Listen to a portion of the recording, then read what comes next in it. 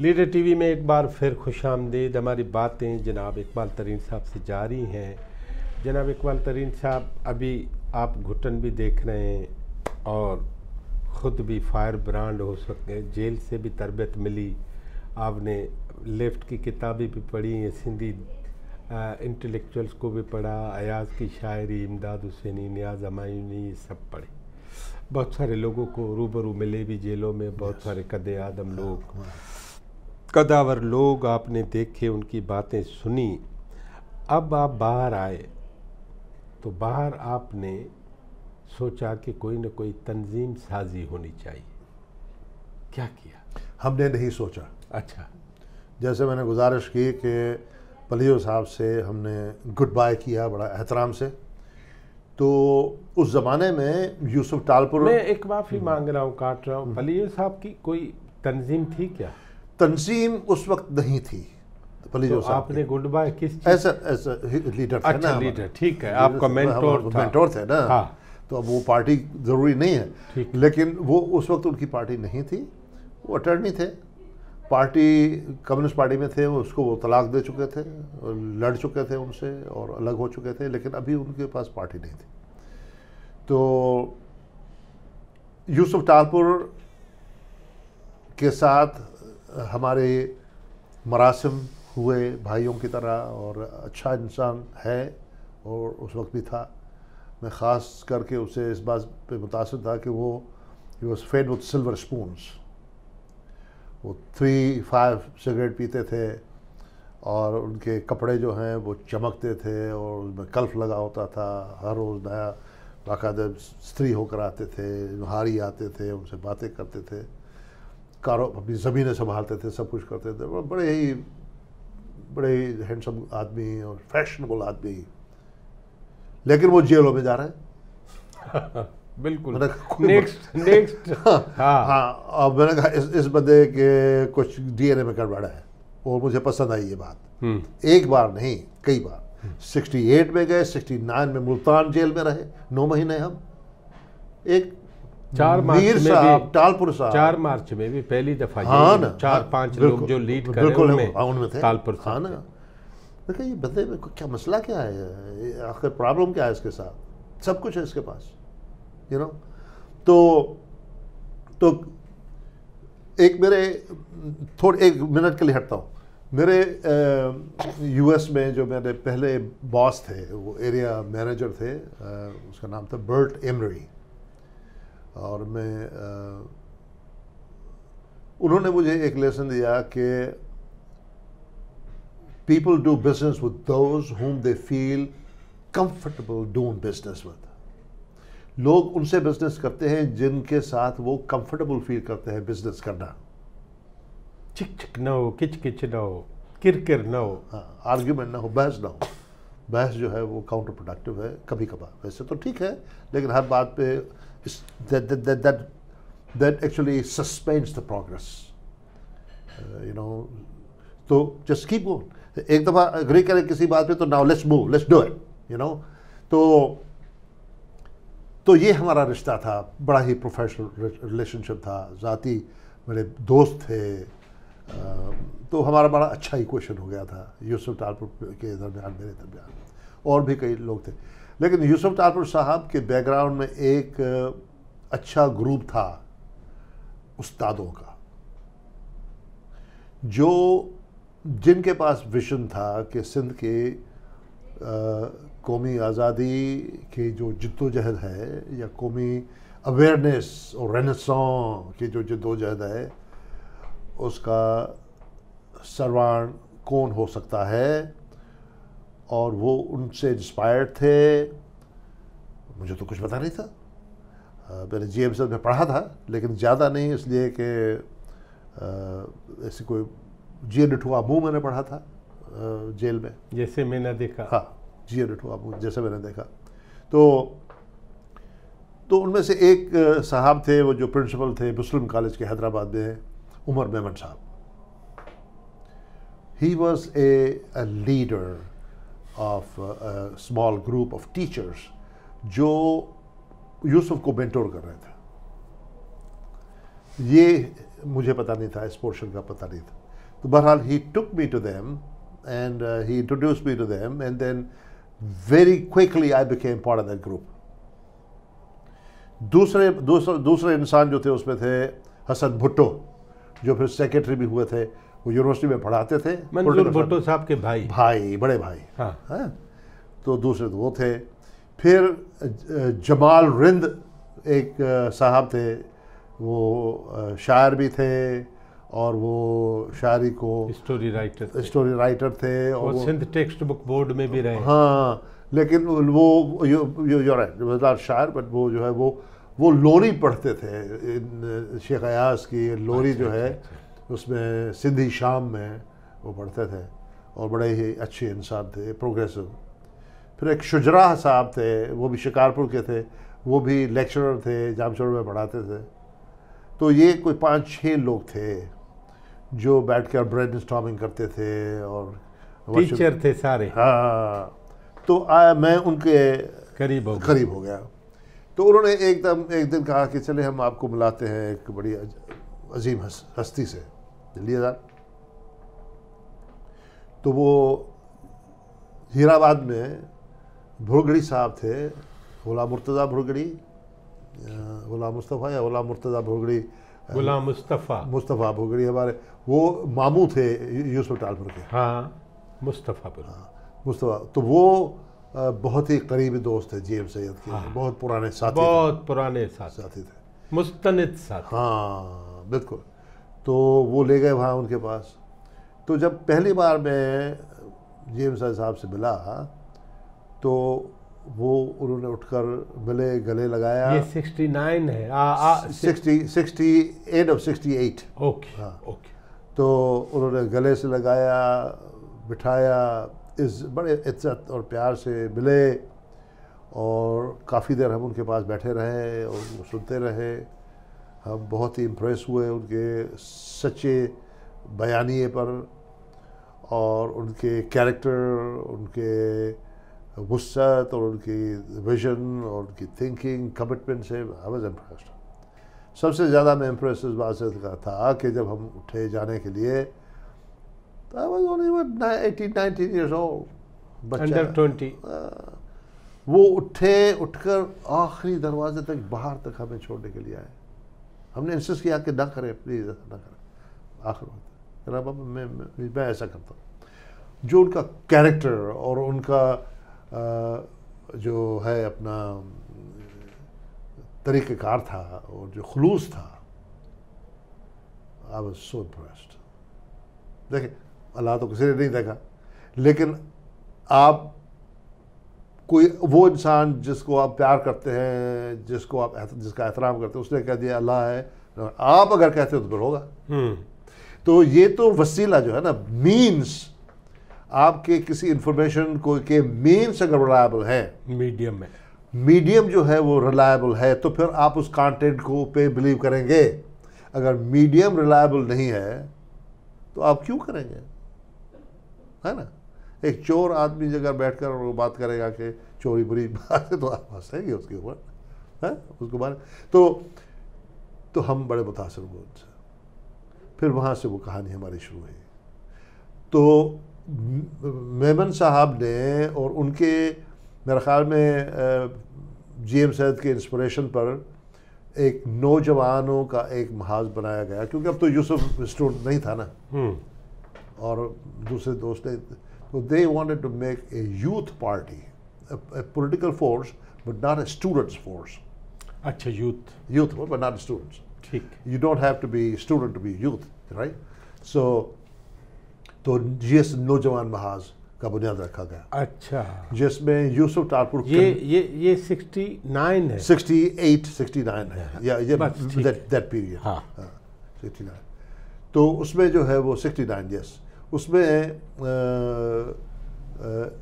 It was suppose, ये जो है वो एक जमात, पॉलिटिकल पार्टी की शक्ल, इसका जो कलर था वो पॉलिटिकल था, 100% पॉलिटिकल। हाँ, वन युद्ध के खिलाफ, हमारे नेशनल राइट्स, हमारे हिस्टोरिक राइट्स, ज़मीनें ज़ुबान वडेरा शाही के खिलाफ, ज़मीनें, प्रोग्रेसिव थे। मतलब ये नहीं कि दकियानूसी नहीं थे, कम्युनिस्ट नहीं थे, none of us was communist, how we were inspired. I was inspired by socialism. I was inspired by the theory, the equality that, lekin I was not inspired by the executive, by the way communism, socialism was implemented. Because I did not like the ghettos of Stalin. And because in the name of freedom, you cannot create the slavery. In the name of freedom, you cannot create the slaves. मेरा opinion उस वक्त भी था, I did not buy communism. But socialistic economic system, distribution fairness, economic fairness, आज भी I am very strong. अभी जैसे नौजवान महाज कौन है बॉडी उसकी मेन? वन कन्वीनर, बाकी सब जो है वो आप कन्वीनर है? नहीं, Yusuf Talpur was the convener. Talpur साहब. आई वाज द सेकंड, वो कमेटी थी हमारी जो convening committee, organizing committee. I was the senior member of that. फिर हम निकले पहली बार कराची को छोड़ के, हैदराबाद से निकले, गाँवों में गए, छोटे छोटे शहरों में गए. भुट्टो साहब नहीं पहुंचे थे वहाँ जहाँ हम पहले पहुंचे थे. अच्छा. चकबाबाद, पूरे सिंध के हमने टूर्स किए, छोटे छोटे शहरों के, छोटे शहदाद कोट, शिकारपुर, नवाबशाह, हमने कोई शहर छोड़ा नहीं. और ऑर्गेनाइज किया, कई लोगों ने JSSF नौजवान महाज ज्वाइन किया. तो हमने ये मूवमेंट जो है वो स्टार्ट की. कितने दिन घूमे होंगे? महीनों तक हमने, महीनों हमने सफर किया सिंध का. एंड उस ज़माने में अगर होंगे इबरत वगैरह में, मेरे ख्याल में होंगे, वो रिकॉर्ड होगा, इबरत में होगा.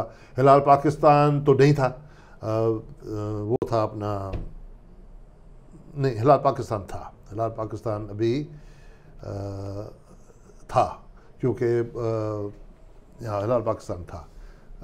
वो तो ऑफिशियल बुलेटिन बोर्ड था पीपल्स पार्टी का, बाद में हुआ. और वो बाद में हुआ. हाँ, पहले तो ओरिजिनल खरीदा ना, वो तो खरीदा. हाँ, जब सिराज बना, मेहरान था. हाँ, मेहरान था. सिराज जब उसका एडिटर बना, वो तो 71 की बात है, 2 की. और नहीं, 72 की बात है, उससे पहले की बात है, उससे पहले की बात है. पीपी ने टेक ओवर किया. हाँ, पीपी ने टेक ओवर किया था 71-72 में, नहीं, उससे पहले किया था. दिसंबर 71 में. Are you sure? 20 दिसंबर 71 में, 20 दिसंबर 71 को. I see. Okay, you must be right, because हमारी, मैं take an oath. Yeah, you're right. मैं एक्टिव पॉलिटिक्स में, स्टूडेंट पॉलिटिक्स में 72 तक था, क्योंकि हमारा इम्तिहान 71 का बैच था. आखिरी साल है आपकी स्टूडेंट पॉलिटिक्स का. 72 और इंजीनियरिंग आपने 71 में कर ली. 71 में नहीं, 71 का बैच था, इम्तिहान 72 में हुए थे. हाँ, ठीक है. तो ये पूरा साल भी आई वाज एक्टिव. तो ये उस दौर की मेमोरी है कि अच्छा, दैट्स व्हाई इट्स ओवरलैपिंग. सही है, आप सही हैं बिल्कुल. तो और फिर मेहरान था, जो कि कुछ नहीं छापता था. तो लेकिन लोकल जो न्यूज़पेपर थे जैकबाद में, इधर उधर, वो छापते थे. ठीक है. जहाँ जाते. तो this is how this movement transform. फिर एक दूसरी चीज़ ने, समथिंग हैपेंड. वो ये हुआ कि जाम साकी साहब का जो सिंध नेशनल स्टूडेंट फेडरेशन था, SNSF, उसमें डिवीजन हुआ. वो डिवाइड हुआ, 2 हिस्सों में बट गया. चीन रूस पे? हाँ, चीन रूस पे नहीं, नेशनलिस्ट और नॉन नेशनलिस्ट. अच्छा, वो जो नेशनलिस्ट ग्रुप बना उसमें अंदर. हाँ, वो नेशनलिस्ट शाह शाह वहाँ से निकले. हाँ. और हम यहाँ JSSF नौजवान महाज से निकले. वो क्यों, आप क्यों निकले? ये नहीं कि हमने कोई तलाक दी, JSSF कर दिया हमने, नहीं, वो JSSF नौजवान महाज रहा, लेकिन उसका फैसला ये हुआ कि यूथ का, चूँकि वो भी वहाँ से निकले हैं, तो यूथ का कुछ बनना चाहिए. तो कलेक्टिवली डिसाइड हुआ कि कोई दी ऑर्गेनाइजेशन बनाते हैं. तो चूँकि वो JSSF नौजवान महाज था, तो फिर ये JSSF फेडरेशन बना. नहीं, वो तो आपने बनाया. मुझे ये बताएं, JSSF नौजवान महाज, अभी आपने उसको इंटरमिंगल किया है SNSF कॉम्परस के, नेशनलिस्ट के साथ ना? JSSF नौजवान महाज ने नहीं किया. JSSF नौजवान महाज ने ब्लेसिंग्स दी, लेकिन उसमें शामिल नहीं हुए वो. ठीक है. हाँ. अब वो महाज जो है वो रहा. फिर वो कब खत्म हुआ? वो तब ख़त्म हुआ जब यूसफ टालपर साहब ने फैसला किया कि उनको पीपल्स पार्टी ज्वाइन करना है। वो बड़े सिंपथाइजर बने, भट्टो साहब के साथ वो अटैच हुए और भट्टो साहब से वो इंस्पायर हुए, और चूँकि उनको जेम सैयद की सियासत एहतराम करते थे बड़ा साईं जेम सैयद का, बहुत करते थे एहतराम।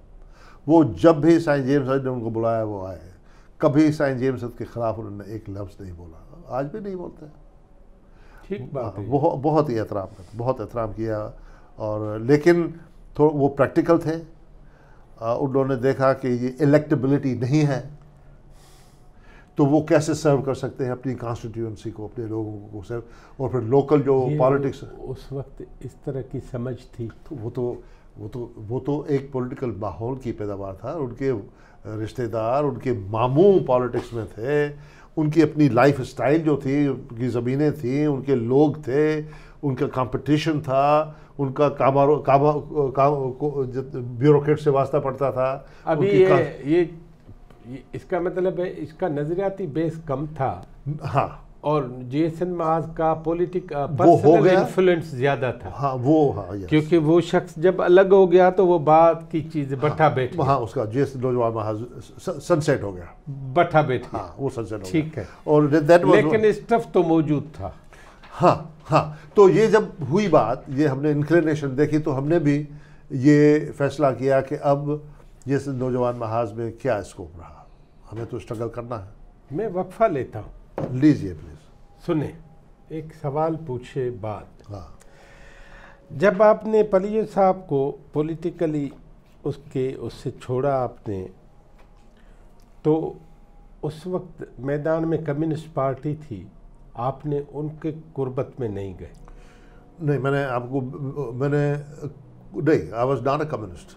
नहीं, लेकिन कम्युनिस्ट पार्टी में कैसे जाता? नहीं, देखिए ना, कुर्बत में, क्योंकि आप कुर्बत नहीं, वो तो एक चीज़ मैं बताऊँ आपको, ये बड़ी इंपॉर्टेंट बात है कि आज के हमारे यंग लोग जो हैं वो सुने ये बात। आपको अंदाज़ा नहीं है कि उस ज़माने में मसूद नूरानी ने सिस्को बनाई थी, सिंध कल्चरल ऑर्गेनाइजेशन। हाँ जी, लाला कादर मारोड़ा स्टूडेंट फेडरेशन बनाई थी भट्टो साहब के इशारे पे। और जनाब आली पंवर जो है हमारे रोशन पंवर, उसने पीपल्स स्टूडेंट फेडरेशन के वो लीडर थे। सपाफ JSSF स्टूडेंट फेडरेशन बन चुकी थी। हमारे इख्तलाफात हुआ करते थे, सख्त बहुत इख्तलाफात, नज़रियाती इख्तलाफात, ज़ाती नहीं। हमने कभी ज़ाती इख्तलाफात को नज़रियाती नहीं बनाया, और नज़रियाती इख्तलाफात को हमने कभी ज़ाती इख्तलाफ में कन्वर्ट नहीं किया। ये हमारी जनरेशन का कमाल था।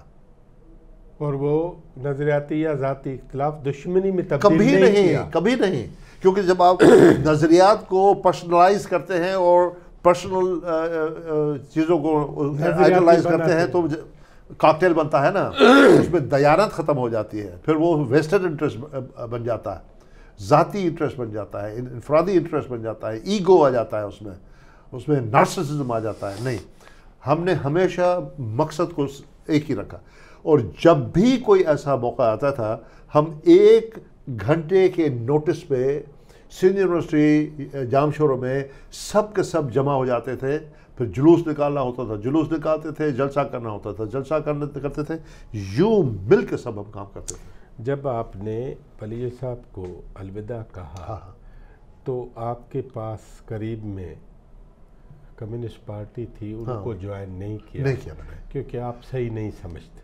उस ज़माने में कम्युनिस्ट पार्टी ऑफिशियली डिक्लेयर नहीं थी। नहीं, जो भी था, फिर ये हमारे SNSF ये वो सब नहीं किया उसका। अब वापस आए तो उसकी मुझसे पूछिएगा कि क्यों नहीं किया। एक बात।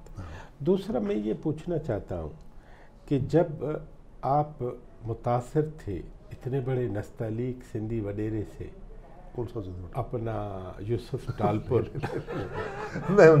मैं वो कोई मेरे वो इतना मुतासर नहीं था कि मैं उनको लीडर बनाया, नौजवान।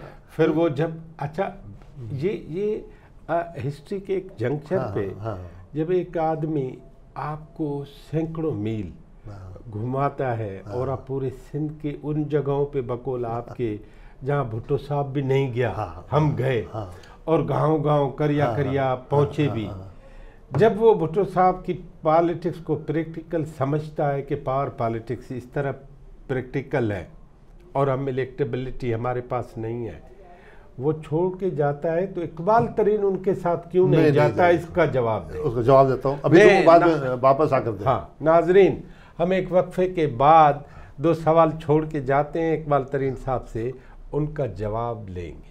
हमारे साथ रहिए।